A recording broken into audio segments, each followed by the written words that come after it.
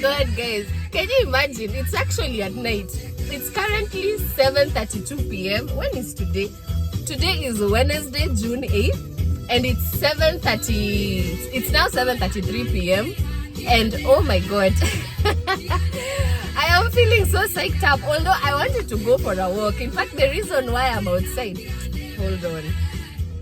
Hey! I cannot compete with my music. Eish, inakata kuzimika. Anyway, yeah, so the reason I came outside, actually, I wanted to go for a walk, but right when I parked my car and I was about to go for a walk, oh my God, it started raining. I'm like, God, why are the odds against me? Seriously. But anyways, that's why I was like, you know what, since I was already here and I had planned on using this time to go for a walk and just enjoy the cool breeze. Today is a little bit cold. Actually this whole week from Monday, from actually Sunday evening there, it has been a little bit chilly. Normally the temperatures are usually like in the 70s, 80s, so that's what we've been enjoying. You know, at least in the month of May, that's what we had been enjoying. But man, the last couple of weeks, it's been cold, kinda. It's been in the 50s, 60s. It's been raining. Oh my goodness. So yeah, guys, anyways, I was like, you know what, since that's what I had planned to do, and now clearly it's wet outside, it was raining, I figured, I might as well just come on, do a video and, you know, talk to you guys. Because actually I have remembered something. By the way, I moved this past I think the last time I was on here, I told you guys I was working on a few things. I moved houses. I moved yesterday was the day that we officially moved out, and oh my God. I feel so amazing. I don't know, but then I just feel like mentally, physically, I feel like I have been liberated. And I'm saying this because for the past 11 years, I have been living with my mom. Imagine. Oh my God. Those were the toughest years of my life. As in, now that I'm looking back now, it has been a tough journey. Because me, I've always been independent. You know, I was raised to be independent. You know, because I mean my parents really just, you know, most of the time when I was a kid, you know, I used to spend most of my time with house helps, and then after my parents divorced and now it was just me, my mom and my brother went away to boarding school. My mom, most of the time, she was never home. So from like I think from like the age of 11, 12, I've had to learn how to take care of myself. So out of that, I've always been an independent person. You know, I'm that person who I like depending on myself. You know, I like doing my own things, which is why I like having my own space. You know, I like having my own house and also doing things my own way. You know, cooking what I want, when I want, and also how I want it. You know, because sometimes living with people, especially now after we lost the house, where we were staying with my mom, we had to move in with a family friend, and man, it reached a point I was just telling God, you have to remove me from here or remove me from this world, because things got tough. Because you know, when you're living with someone, you're living in their space, so you are living under their rules, you know, pretty much. Even though it's not that you know, we had like a lot of rules that you don't do this, don't do that, go there. No. But you know, when you're living in someone's house, you want to respect how they live their life. So, you know, sometimes you can want to eat something different. You walk into the house and find something different has been cooked, and whatever has been cooked is not what you want to eat. Or how it has been cooked is not the way you like your food. But you can't really say no, because, you know, it will look like as if you're not appreciative. So, you know, being in such a situation, man, as in, wow, it's been a journey. It's been a journey, actually. When we were moving, I came across some old photos of when we first came to this country. And oh my God, that's when I was like, hey, enyewe. There is a God in heaven who changes situations. And if it was not for him, man, I don't even know if I would have been able to make it this far. Because I remember when we first came to this country, as in within the first 2 months of being in America, I became homeless. I was the first person to become homeless. Because when we came to this country, we didn't have any relatives. You know, we didn't have any close relatives or even anyone we knew, pretty much. Because I think the only close relatives we had were cousins of cousins, you know, and they were not even living in this state. I think up to now they still live in California. I don't know. I don't really keep in touch with them, so sijuangi maisha yao. But those were the only people that I can say we knew, you know. So when we got the green card and everything, the lady who offered to host us in our house, I mean, in her house rather, could only host us in the house when, I think she hosted us for like 2 months. And then after that, she was like, hey, you guys have to leave, because she had a daughter who was not feeling well. She had a certain condition, I believe. I don't know if she had a heart problem or something. So, you know, she needed to occupy the room. And that room, we used to share, me, my mom, and my brother. So me and my mom used to sleep on the bed, and my brother used to sleep on the floor. Oh my gosh, as in where life was kind of hard, you know. And yeah, so after like 2 months, she told us we had to get out of the house and find somewhere else to go, because the daughter was coming to stay with her, and because she had the heart condition, she needed to have the whole room to herself. So we had to find somewhere to go. And of course, we had nowhere else to go. So it was just that whole thing of, you know, I think she connected us to her nephew, who at the time was also living with some roommates. So, and it was a guy, so he could only take in my brother.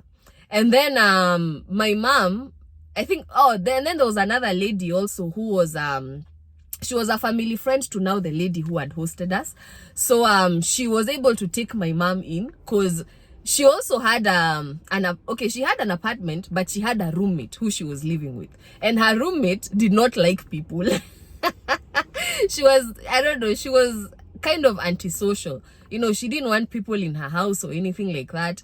So even for my mom to go and stay there, it was kind of like a struggle, you know. Like that lady had to kind of disagree to some extent with, you know, with the lady, because she was the owner of the house. And yeah, so my mom had to go there. And then now me, I was taken to another family friend. Another lady who was a friend of now the lady who had hosted us in her house with her husband. And she was the mother to the first friend I ever made in America. The first chick who became my friend, her mother now. I was now taken to their house. But oh my God, hey, tell me how I was kicked out. I think I was only there for like 2.5 weeks. Oh my God. And then she ended up kicking me out of the house. She was like, you are the reason why my daughter is now starting to misbehave. Because apparently, okay, when I moved there, my friend was very, you know, you know, she was very inquisitive. You know, we were teenagers, and she was very inquisitive. And then the fact that she was the youngest in their family, and then also her mother was a bit aged. So when now we met, it was like, finally, you know, she has met someone who is her age mate. So now, like, all these ideas she had in her head from school that she wanted to do, you know, go to the movies, you know, meet boys, things like that, things that teens normally do. Now she started getting to do them. And then the thing is, she didn't know any Kenyans. So when now, you know, we met and all, because I came to Lower High, and in Lower High there were so many Kenyans at the time. I think we were like at least 50 Kenyans, you know, and most of us had come around the same time. So it was like it was like a Nairobi ndogo in Lower High, you know. So I ended up introducing her to some of the guys that I knew who were going to school with. But hey, my God, hey, one day she insisted. She was like, hey, let's go to the movies, nini nini. See, we went. Hey, the mother's roommate, because they also used to live with a roommate. Hey, the mother's roommate called the mother and told her they have been picked up by some boys and they have gone to the movies. Oh my God. As in, the mother ended up believing that I was the one. You know, she ended up putting all the blame on me. She was like, no, you are the one, because before you came here, my daughter was not like this. She was not interested in boys. I don't know. She was not doing all these things. She was not even going to the movies. So she was like, you know what? I don't want you in my house. Actually, she wanted to kick me out of the house that same night at midnight. Oh my God. But then, as in, until my friend was the one who had to plead with her mom. She was like, Mom, no, you can't kick her out at night. So the mom was like, fine, you'll sleep tonight, but tomorrow morning when you go to school, when you come back, take your stuff and get out of my house. She was like, when I come back from work at 11 tomorrow and I find you here, I don't care where you're going to go. You are going to sleep outside. That's not my problem. Guy, imagine. And that's how I was kicked out and I became homeless. So now from there, it was a struggle, because now my mom now my mom could not let me stay outside. So where she was staying with her friend now, they ended up taking me in. But then now they had to hide me from the roommate, because if the roommate knew that not only has her roommate brought in someone else, but now that someone else has a child, oh my God, it was going to be World War III. So now I used to have to stay in the room like all day, because I remember it was during the Christmas vacation, sometime in December. So we didn't go to school for like, I think, a week or two. So man, for like that week or two, hey, I used to stay in the house. And then I also couldn't eat anything. Like, I couldn't eat anything in the fridge that belonged to the roommate, you know. So it's like I only had specific things which I could eat, you know.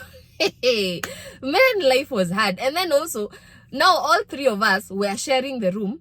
So now my mom and her friend were sharing the bed. And me, I used to sleep on the floor. And on the floor, I was not sleeping on a mattress. Mattress from where? I used to sleep on a comforter, you know, like I would take a comforter, lay it down, sleep on one side, and then cover myself with the other one, like a sleeping bag. Hey, and then I would use my winter coat, the one I used to wear to go to school. That is the one I would roll up and use as a pillow. Oh my gosh. Hey, I remember those days I used to tell God, what? If you honestly remove me from this situation, you know, and put me in a position or in a situation where I don't have to beg, you know, just like the story of Lazarus in the Bible, begging for bread. Hey, I was like, please, the day, Lord, you will remove me from this situation, I will live to praise your name forever. Man, hey, those days were tough. And then, you know, I had to go to school. When now school opened, I still had to go back to school. And of course, going back to school, there's no way I could go and start telling people, oh, I'm homeless, I'm what, you know. So I had to compose myself and act as though everything was still okay, you know. And then also at the time, I was new to the school. I was new to this country. I was still trying to adapt to the system. I was still trying to learn the culture. So as in, where in the midst of all that, it was bad. Well, this is the time I'm looking back and I'm like, man, Lord, if I could go through that at the age when I was barely 14 and I did not lose my mind, there is no reason for me to lose my mind now. As in, hey, I have to keep pushing. You know, sometimes there's a saying that says when you hit rock bottom, the only option you have left is to look up. you know, when everything has gone against you, or when you have, or when, like, when you're facing all odds, you know, as in everything you try is just backfiring, it's not working, you know, your dreams, everything has just been crushed, you know. It's like anything you start, you never get to finish, you never get to accomplish, you don't even know what happens. It's like somewhere in the middle, it goes away in the wind, you know. The only choice you have when you are at your lowest is to look up. And when you look up, that is where your strength comes from, because it comes from the Almighty God who created you. You know, in fact, that's why I was listening to this song, which is why I decided, I was like, you know what, let me come on and do this video. I was listening to the song as I was driving here to go for my walk, but then it ended up giving me memories, you know, because as in, man, hey, struggles didn't end there, because even now, eventually, my mom ended up getting a place, and we moved from the lady's house, and we were able to move to our own home. And at least now we had a place where we could sleep comfortably. But then now we had absolutely nothing in the house. As in, hey, we had to start life all over again from scratch. So now what we used to do, because we had a roommate, now the guy who had taken my brother in, he ended up moving in with us, so he also became our roommate. And then his sister also joined him, so we were living, me, my mom, and his sister used to share a room, and then him and my brother used to share another room, you know. So because it was a 2-bedroom apartment, but I'm telling you, nothing in that apartment was new. As in, we had a fully furnished apartment, yes, but oh my goodness, everything in that apartment was picked up from the side of the road. From the bed, the couches, even the TV. As in, nothing in that house was ours. You know, until we have spent money on it, we have bought it. It was all picked up from the side of the road. As in, all the couches in that house, none was similar to the other, because they were picked up in different towns, different cities, you know. As in, even our beds, we didn't even have beds, by the way. We used to sleep on mattresses, and those mattresses were also picked up from the trash. And you know, in America, most people who throw out their trash, their mattresses in the trash, they do so, or rather they used to do so, as a result of bed bugs, you know. Because of course, when your house becomes infested with bed bugs, you have to throw out your furniture, or else you're not going to be able to get rid of them, because bed bugs just produce and produce and produce. So my God, but can you imagine, by the grace of God, never at any given point did we ever have an issue of bed bugs in that house. But I used to look at that house and tell God again, I'm like, yes, Father God, you have blessed me, I don't deny. Because at least I am no longer homeless, I am no longer hiding, you know, in somebody's home. Now at least I have a place I can call home. But I still used to tell God, Aki, God, if you remove me from this situation, I will lift your name forever. And true to that, it came to pass, because eventually we were able to now get our own apartment, and you know, we started life in America, but we started from scratch, and we started from nothing, you know. And that is where kind of like all this has taken me back to, you know. If it was not for the hand of the Lord, you know, I would not have made it in life. Because looking back, it hasn't been an easy journey. But one thing I've always told myself is, as long as I am still waking up to a new day, then there is no reason for me to give up. I just have to keep pushing, and I have to keep believing in what I want to see. It doesn't matter what my current situation, you know, says. It doesn't matter what my current situation, you know, reveals about me. But as long as I am waking up every day, because the Almighty God is the giver of life, I can only look up, you know, and I can only keep pushing until I get what I want. or until I get to where I belong or I deserve to be. So men, never give up on life. You know, sometimes things can seem as though they have really come to an end. As in, anything that you try, nothing works out for you. You know, you try getting maybe, you just try to accomplish your dreams. And sometimes they are not even, you're not even shooting for the stars. You're just shooting for right here. Survival dreams. But anything you try is just, hits the wall and it's taken away from you, or it just disappears into thin air. Don't give up trying, Just keep on pushing and keep on believing, because eventually you are going to get your blessing. And every time, whenever the situation gets hard, when things get harder, that is when you're nearing your blessing. Things don't get hard when you're away from your what's the political, yani nakwambia hata kufikiria siku hizi inanishinda. Man, I have been so, I don't even, anyway, the nearer you get to your blessing, the harder things become, because Satan does not fight what he knows is not going to produce what he wants to take away from you. The devil only wrestles or battles with blessings that he can see are on their way, and they are almost, you are almost getting what you deserve. Whatever you have been praying for, whatever you have been hoping to God for, it's always in the horizon. And that is when things get hard. That is when everything just goes against you. But you have to keep believing. You have to keep pushing. And you have to keep reminding yourself that it does not matter what you have been through in life. It does not matter the circumstances that you have faced that seem as though they are either going to drown you or even kill your destiny.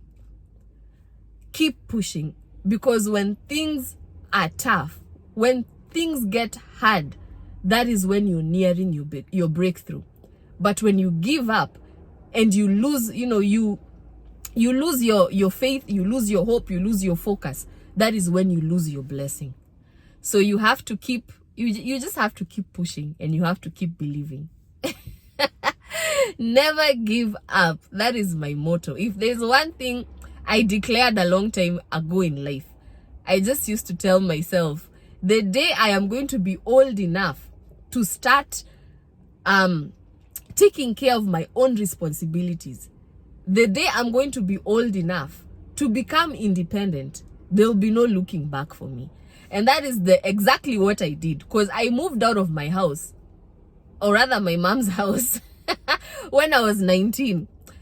And from there, I was determined never to go back. But salvation is what took me back there. Because for me to discover myself, for me to discover my purpose of existence, I had to go back to my roots.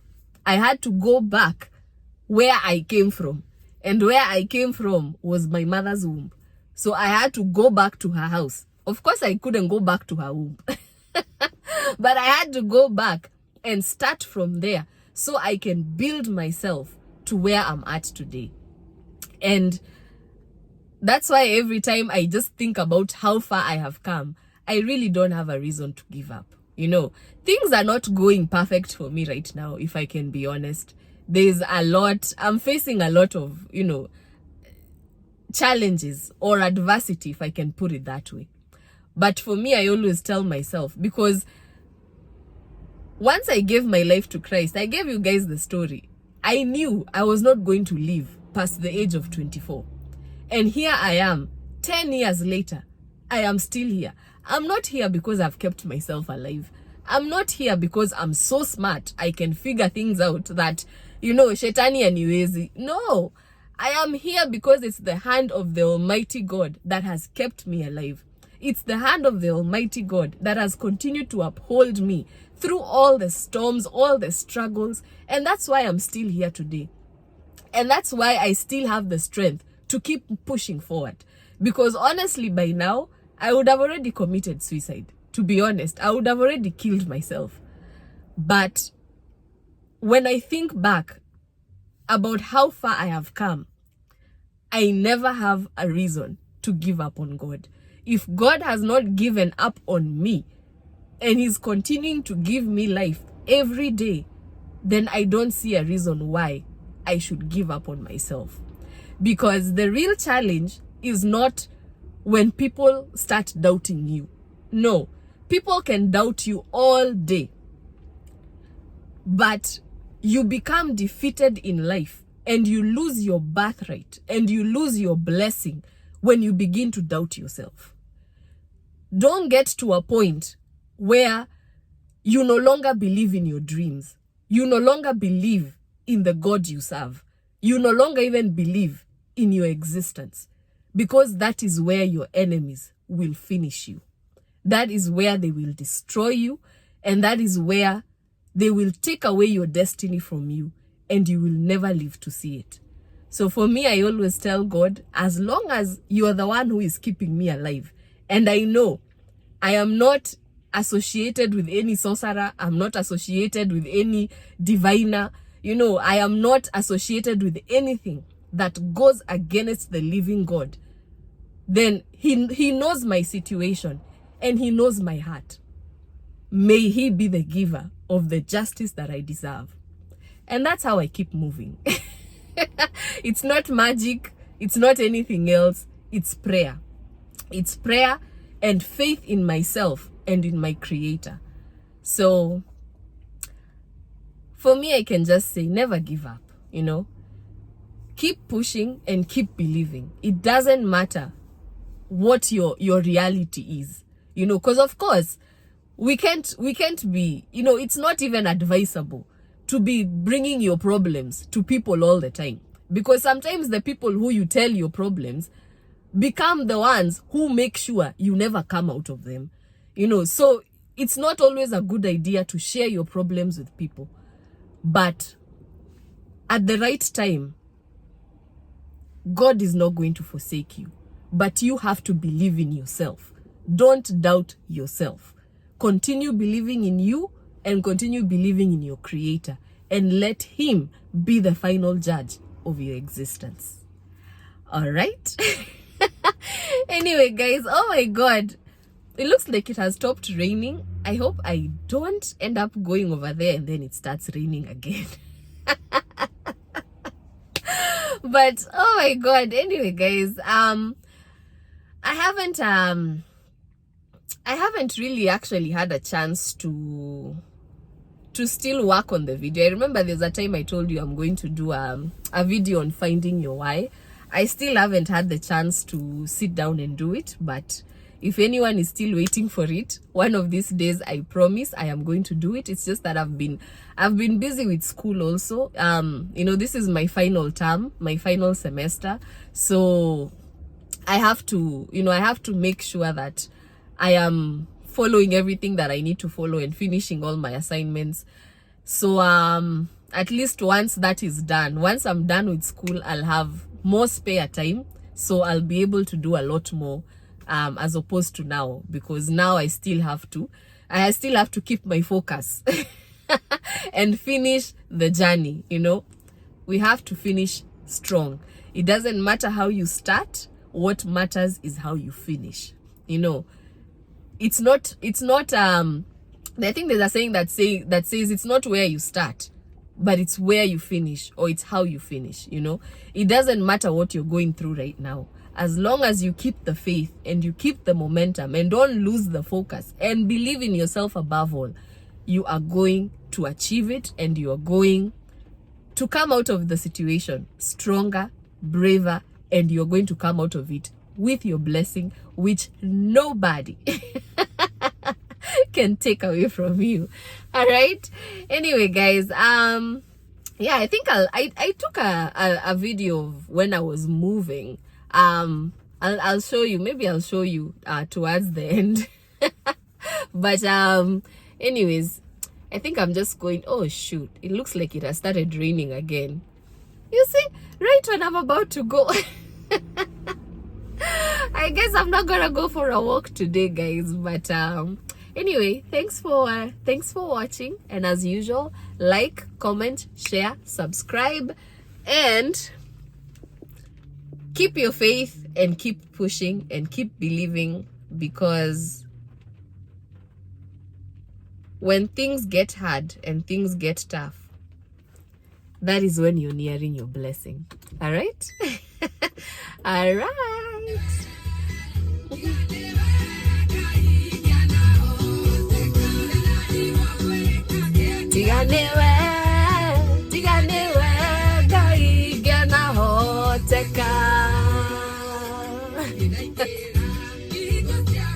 All right.